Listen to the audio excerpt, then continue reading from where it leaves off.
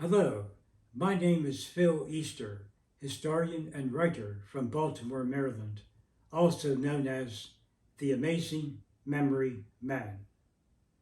We are recording on Sunday, July 23rd, 2023.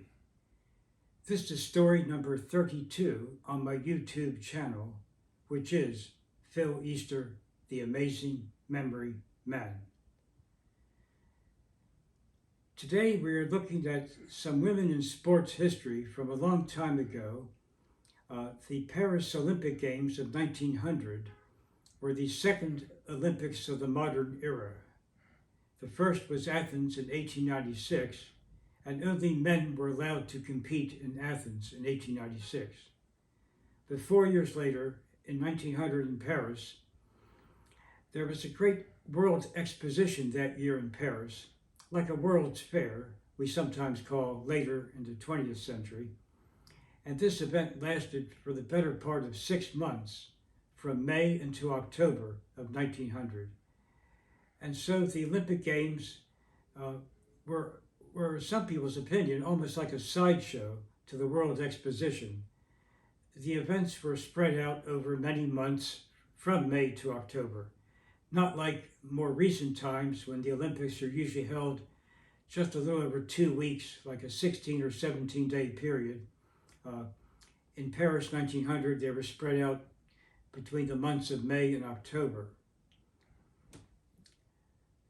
On May 22nd, there was a yacht race, several nations competing, and the yacht from Switzerland, among the crew, was one woman who was first named Helena, and the rest of the crew were all men, but they happened to win the race that day, and so technically she was considered the first female Olympic champion ever, but it was part of a crew.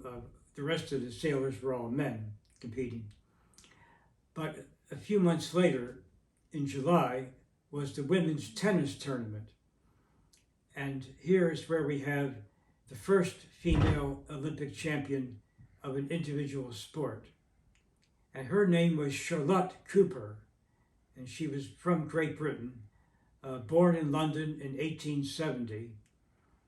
And she became a tennis player, and by the time she was 23, she was competing in some tournaments in England. And in 1895, she competed at Wimbledon for the first time. She competed in 8 consecutive Wimbledon tennis tournaments between 1895 and 1902. And altogether, she played at Wimbledon 21 times. The last time was in 1917, at which point World War I was underway. Her last Wimbledon championship was at age 37 in 1908. And she still holds the record as the oldest woman to ever win Wimbledon. But in the Paris Olympics in 1900, she won that event and was the first female Olympic champion of an individual sport.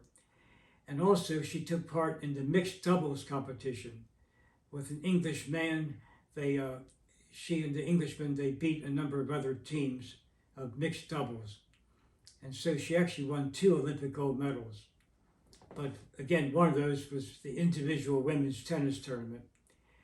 She was a remarkable person because in 1896, at the age of 26, she became deaf, completely deaf.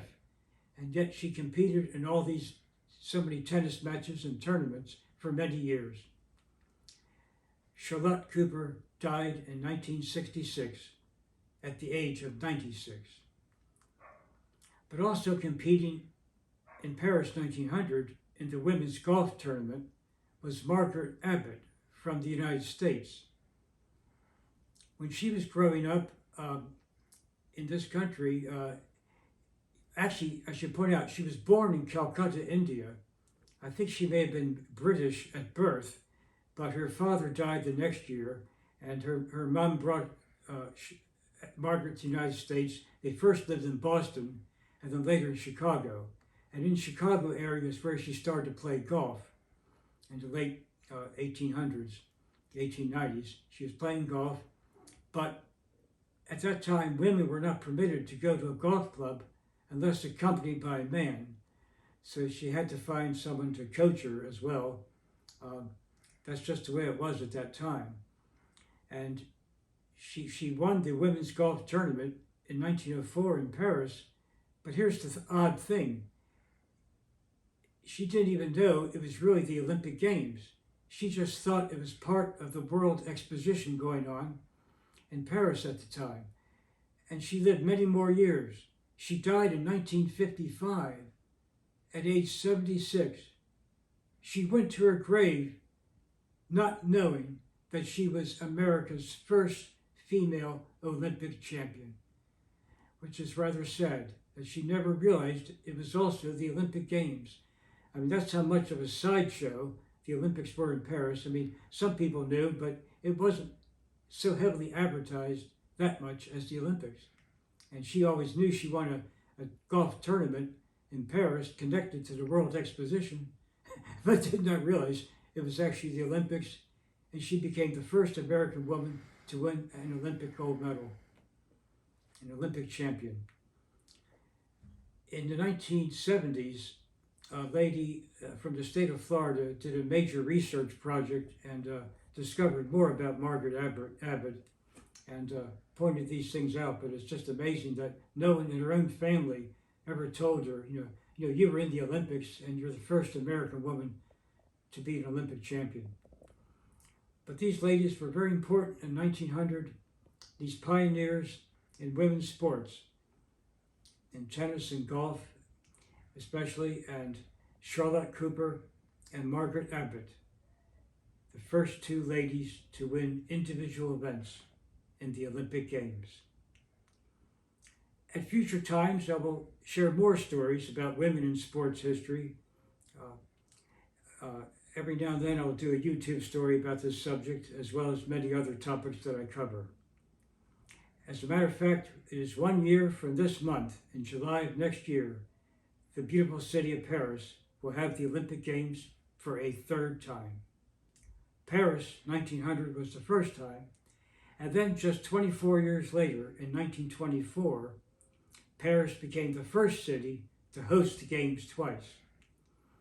And as many of you know, if you ever saw the movie Chariots of Fire, which was mainly about the two male runners from Great Britain who competed in the Olympics, but that was during the 1924 Games.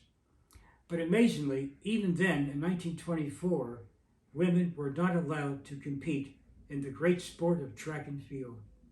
It would not be for another 4 years, until 1928, when women were finally permitted to take part in track and field events at the Olympic Games, which is 32 years after the modern games began in Athens, 1896.